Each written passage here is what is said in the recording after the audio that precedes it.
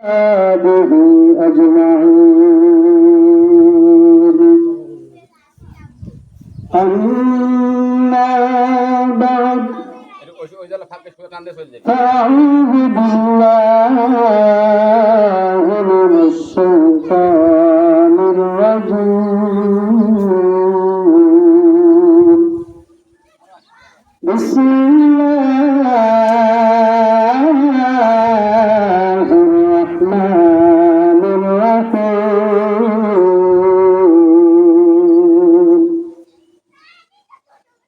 لا ينال الله لحومها ولا دماؤها ولكن يناله التقوى منكم وقال الله تعالى في حبيب شانه إن الله وملائكته يصلون على النبي يا أيها الذين آمنوا صلوا عليه وسلموا تسليما شكرا لله اللهم صل على محمد وعلى آل محمد كما صليت على إبراهيم وعلى آل إبراهيم إنك حميد مجيد اللهم بارك على محمد وعلى آل محمد كما باركت على إبراهيم وعلى آل إبراهيم إنك حميد مجيد صدق الله العظيم আলহামদুলিল্লাহ সমস্ত প্রশংসা তারিফ সে মহান রব্বুল জালাল ওয়াল ইজ্জাতের দরবারে যে মহান রব্বুল আলামিন আমাদেরকে ভালোবেসে মহব্বত করে আল্লাহ রব্বুল আলামিন আজকে মুসলমানদের জন্য আনন্দের একটি সময় দুইটি আনন্দ আমাদেরকে দান করেছেন। প্রথমত আনন্দ হলো আল্লাহ পাক আমাদেরকে ঈদগাহ ময়দানে পবিত্র ঈদুল আযহা আদায় করার উদ্দেশ্যে আল্লাহ পাক আমাদেরকে ঈদের ময়দানে উপস্থিত হওয়ার তৌফিক দান করলেন এবং ঈদের ময়দান শেষ করার পর 2 রাকাত নামাজ জামাতে আদায়ের পরে আল্লাহ রাব্বুল আলামিন আমাদেরকে আমাদের সবচেয়ে ত্যাগের যে বিষয়টা কুরবানি পশু জবাইয়ের মাধ্যমে আমাদের তাকওয়া অর্জনের তৌফিক আল্লাহ পাক দান করেছেন। সেজন্য আমরা শুকরিয়া আদায় করছি আলহামদুলিল্লাহ। শতকরে দরুদ সালাম বিশ্ব মানবতার মহান নেতা সৈয়দুল মুরসালিন খাতামান নবীন রাহমাতাল লিল আলামিন জনাব মুহাম্মদ রাসূলুল্লাহ সাল্লাল্লাহু আলাইহি ওয়াসাল্লামের দরবারে সম্মানিত উপস্থিতি আল্লাহ প্রিয় বান্দারা, আজকে ঈদুল আযহার জামাত পূর্বে ঘোষিত সময় সকাল 8 ঘটিকা, ঈদুল ফিতরের জামাত সকাল 9 ঘটিকা। সমস্ত উপস্থিত মুসলিম কেরামদের সম্মতিক্রমে সময়টা নির্ধারিত করা হয়েছে। এটা নতুন সিদ্ধান্ত নয়, সকলের সম্মতিক্রমে এটা সিদ্ধান্ত করা হয়েছে। তারপরে কেন যেন মানুষ উদাসীন হয়ে আছে,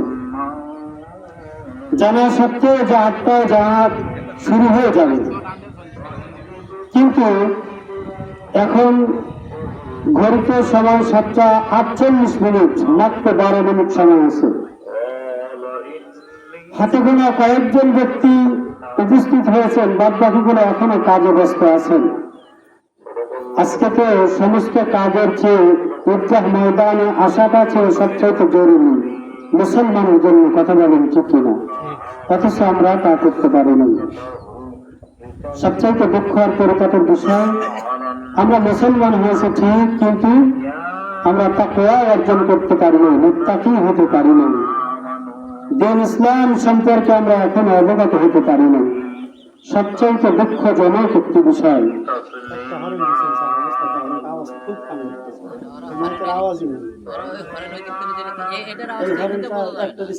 তারপরে গেছে সম্মানিত উপস্থিতি, আল্লাহ বান্দারা, আমাদেরকে যথাসময়ে জামাত শেষ করে আবার আরেকটি কাজ করতে হবে, সেটা হলো কোরবানি করা। সময়ের ব্যাপার, কষ্টের ব্যাপার, এবং সেটা যেহেতু আবহাওয়া আমাদের অনুকূলে নয়, সেই জায়গা থেকে আমরা চেষ্টা করব যথাসময় অবশ্যই ইনশাআল্লাহ জামাত শেষ করার জন্য। সম্মানিত হাজিরিন, সম্মানিত উপস্থিতি, আমি মাঠে আসার পরে দেখলাম কেন যেন মনে হচ্ছিল যে সকাল 9 ঘটিকার সম্ভবত জামাত শুরু হবে। আমি স্যারকে ফোন দিয়ে বলেছি, স্যার জামাত কি 9টায়? বলতেছে না হুজুর, জামাত তো 8টায়। তো 7:30 বাজতে চলতেছে, এখনো চটি পারা হয়নি। তাহলে কেমন কি হবে? অথচ আমি আসতেছিলাম রাস্তা দিয়ে, প্রায় মাঠে লোকজন অলরেডি উপস্থিত হয়ে গেছে। অথচ আমাদের অবস্থাটা এমন, আলোচনা কি করবে বলেন? তবে 50 বাজে, 10 মিনিট সময় কি আলোচনা করবে? আলোচনা কতটুকু করবে? আলোচনা শুরু করলে তবে হয়তো 20টা মিনিট সময় লাগে সর্বনিম্ন একটা বিষয়ে আলোচনা করতে গেলে।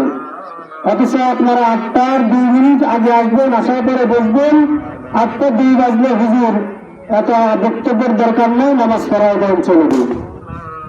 শুধুমাত্র দায় মুক্তি করার জন্য মাঠে এসে উপস্থিত হন আপনারা।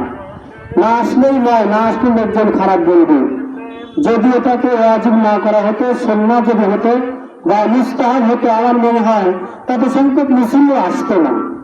ওয়াজিবের জন্য গুরুত্ব দেওয়া অনেকে, কিন্তু যারা প্রকৃত মুমিন, যারা মুত্তাকি, যারা তাকওয়াবান, তারা সুন্নাতে মুআক্কাদা হলে তারা সেটা পালন করার জন্য ছুটে আসে। কথা বলেন ঠিক কিনা? তাকওয়াবান হতে হবে। সম্মানিত হাজিরিন, যতদিন আর জানতে চাচ্ছে না, সংক্ষিপ্ত পরিসরে কয়েকটি কথা আপনাদের সামনে উপস্থাপন করবো, এরপরে নামাজে দিকে চলে যাবে ইনশাআল্লাহ।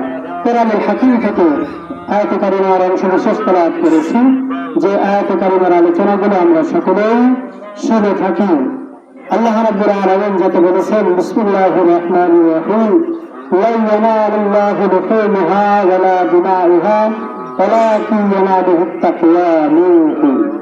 আল্লাহ রাব্বুল আলামিন বলেন, বান্দা, তোমাদেরকে যে কোরবানি ব্যবহৃত করা হয়েছে, এই কোরবানির পশুর রক্ত, গোশত, চামড়া কোনো কিছুই আমি রবের দরবারে পৌঁছায় না। সমস্ত কিছু তুমি বান্দার জন্যই আমি রব রেখে দিয়েছি। আমি আল্লাহ রাব্বুল আলামিন তোমার কাছ থেকে মাত্র একটা জিনিস নিয়েছি। কথা বলেন, কয়টা জিনিস? একটা জিনিস। আর সেই জিনিসটার নাম হলো ওয়ালাকিন ইয়ানালুহুত তাকওয়া মিনকুম। আল্লাহ পাক বলেন, বান্দা, আমি তোমার কাছ থেকে তাকওয়া গ্রহণ করি। তোমার তাকওয়া কতটুকু, ইয়াকিন কতটুকু, ইখলাস কতটুকু, তুমি যে পশুটা কোরবান করলা এই পশুর উপরে তোমার ত্যাগ কতটুকু, মায়া মহাব্বত ভালোবাসা কতটুকু, আমি আল্লাহ পাকের মহাব্বত কতটুকু উজাড় করে তুমি তোমার পশুর গলায় ছুরি চালাইছো, কোরবান করেছো, আমি রব শুধুমাত্র এতটুকুই দেখি।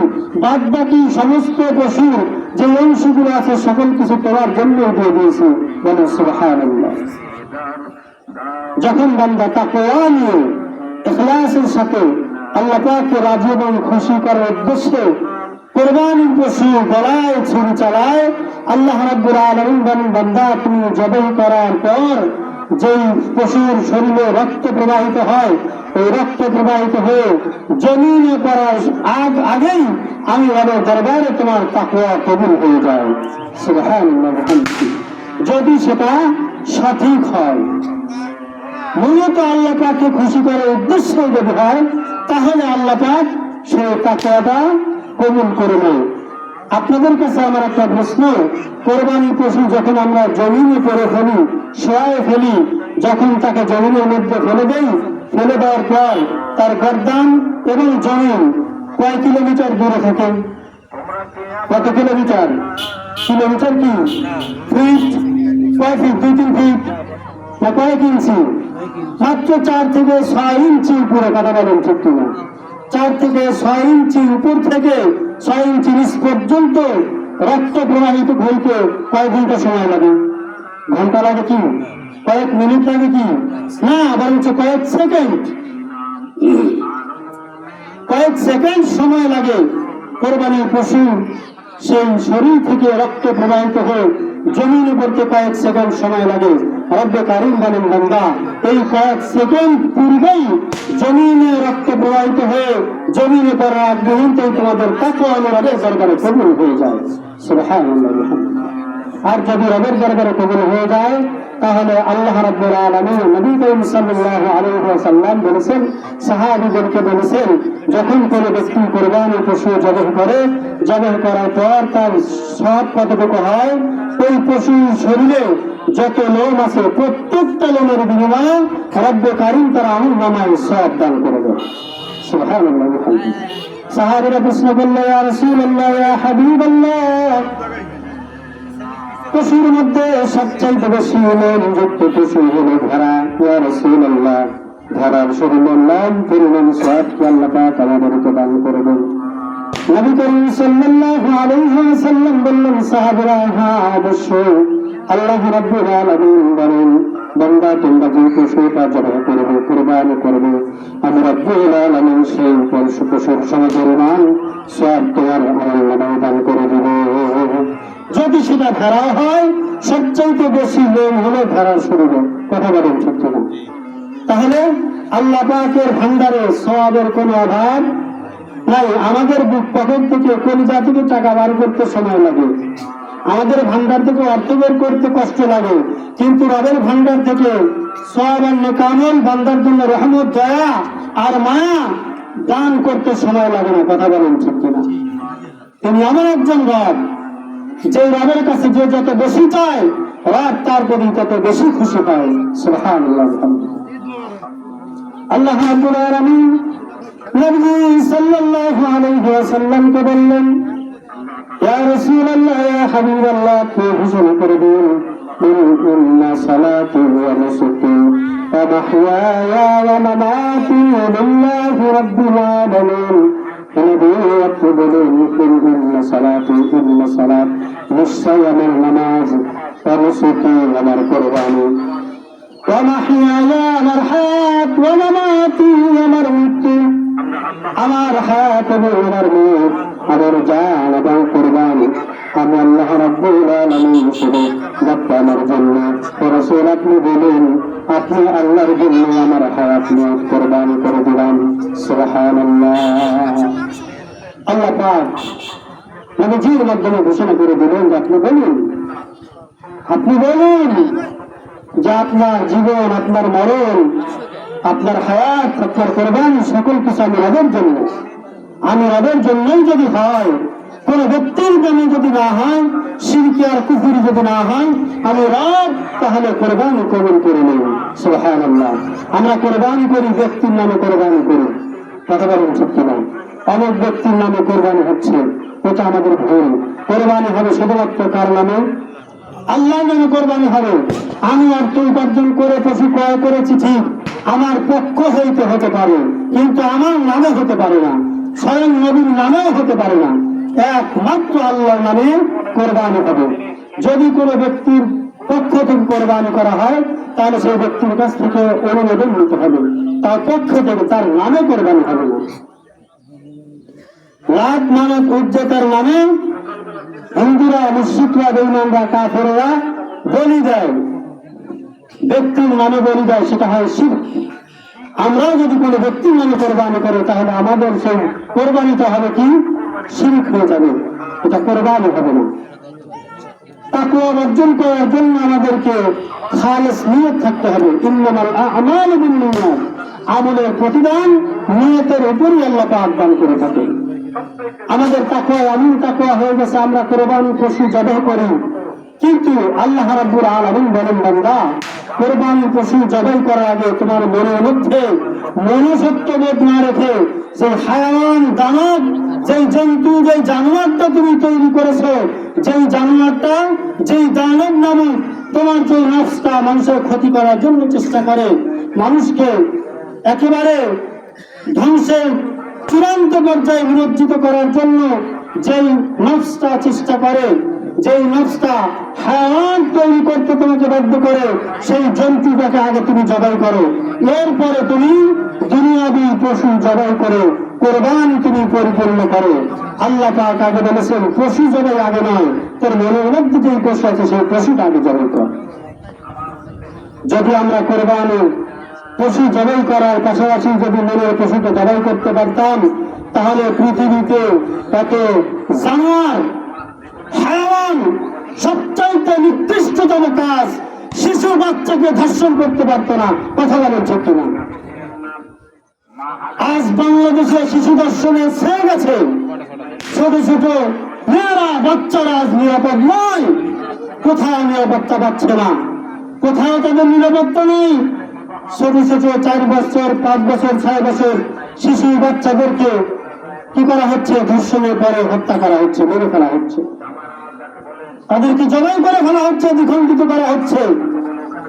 আর যদি মনের পশু কোরবানি করতে পারতাম, মুসলমান যদি তাকওয়াবান হতে পারতাম, আজকে চিন্তা করতাম যে এই শিশু বাচ্চাটাকে দর্শন করার আগে ওই বাচ্চার চেহারার মধ্যে আমার জন্ম, আমি যে জন্ম দিয়েছি, আমার যে কন্যা সন্তান, সেই সন্তানের চেহারাটা ভেসে উঠত, আমার আপন বোনের চেহারা তার চেহারার মধ্যে ভেসে উঠত, আমার মায়ের চেহারা তার চেহারার মধ্যে ভেসে উঠত, ধর্ষণ করার সুযোগ পেত না। কথা বলেন ঠিক কিনা? তাকওয়া না থাকার কারণে অবস্থা হয়েছে। সম্মানিত হাজিরিন, 8টা বেজে গেছে, কাটায় কাটায় অলরেডি। মুসলমানদের অবস্থা দেখুন। 2টা মিনিট আমি একটু কথা বলবো বর্তমান প্রেক্ষাপটে, যেটা না বললেও নয়, বলতেই হবে। সেটা হচ্ছে, আমরা এই যে ঈদের জামাত শেষ করার পরে আমরা আনন্দ উল্লাস নিয়ে বাড়িতে যাবো, বাড়িতে যাওয়ার পরে বড় বড় পশু কোরবানি করবো। কথা বলেন ঠিক কিনা? যাদের সামর্থ্য আছে তারা একটু করবো, গরু কোরবানি করবো, মহিষ কোরবানি করবো, দুম্বা কোরবানি করে। বর্তমানে যেহেতু বাংলাদেশে দুম্বা এবং উট নাই, বিভিন্ন অন্যান্য রাষ্ট্রে উট, দুম্বা কোরবানি করা হয়। আমরা বড় পশুগুলো কোরবানি করি। আজ বর্তমান ইন্ডিয়ার অবস্থাগুলো দেখুন, ভারতের অবস্থা। ভারতের মুসলমান ভাইগুলোকে লাঞ্ছিত করার জন্য, অপমানিত করার জন্য, কোরবানিকে নিঃসাত করে দেওয়ার জন্য তারা চক্রান্ত চালিয়েছে। এই যে বর্তমান বিজেপি যে সরকার, নরেন্দ্র মোদী সরকারের যে মুখ্যমন্ত্রী হয়েছে, এই মুখ্যমন্ত্রী হওয়ার পরে ঘোষণা দিয়েছে মুসলমান গো হত্যা করতে পারবে না, গরু কোরবানি করতে পারবে না। আল্লাহ রাব্বুল আলামিন বলেন যে শুভেন্দু অধিকারী, তুই চক্রান্ত করছিস, তুই কৌশল করছিস, আমি আগেই কৌশল করে রেখেছি। শুধু গরু কোরবানি করাটাই আমার কাছে উত্তম নয়, আমি খাসির মতো ছোট পশুটাকে কোরবানি করার জন্য হুকুম দিয়েছি, ভেড়া কোরবানির জন্য অনুমতি দিয়েছি, হুকুম দিয়েছি। তোরা গরু কোরবানি নিষেধাজ্ঞা করবি? ওই বর্তমান ভারতের বুকে যারা ওলামায়ে কেরাম আছে, ফকিহগণ আছে, তারাও বলেছেন মুসলমান ভাইরা, আপনাদের কোরবানি গরু করার দরকার নেই, আপনারা খাসি কোরবানি করেন। যখন ঘোষণা হয়ে গেছে মুসলমান গরু কেনা বন্ধ করে দিয়েছে, হিন্দু সম্প্রদায় যারা গরু পালন করেছিল তারা রাস্তায় নেমে আন্দোলন করছে, কান্নাকাটি করছে, আর বলছে নরেন্দ্র মোদী আমাদের গরু না, 1 বোতল বিষ দাও, বিষ পান করে মরে যায়। কথা বলেন ঠিক কিনা? কৌশলকার মুসলমানের উপর অত্যাচার করবে, জুলুম করবে, আল্লাহ পাক এটা বরদাস্ত করবে না। আল্লাহ রাব্বুল আলামিন আমাদেরকে যেন হেফাজত করে, আমাদেরকে যেন আল্লাহ রাব্বুল আলামিন কোরবানি তাকওয়ার সাথে করার তৌফিক দান করে, সকলে বলে আমিন। স্যার বলেন এখন কি করতে পারি?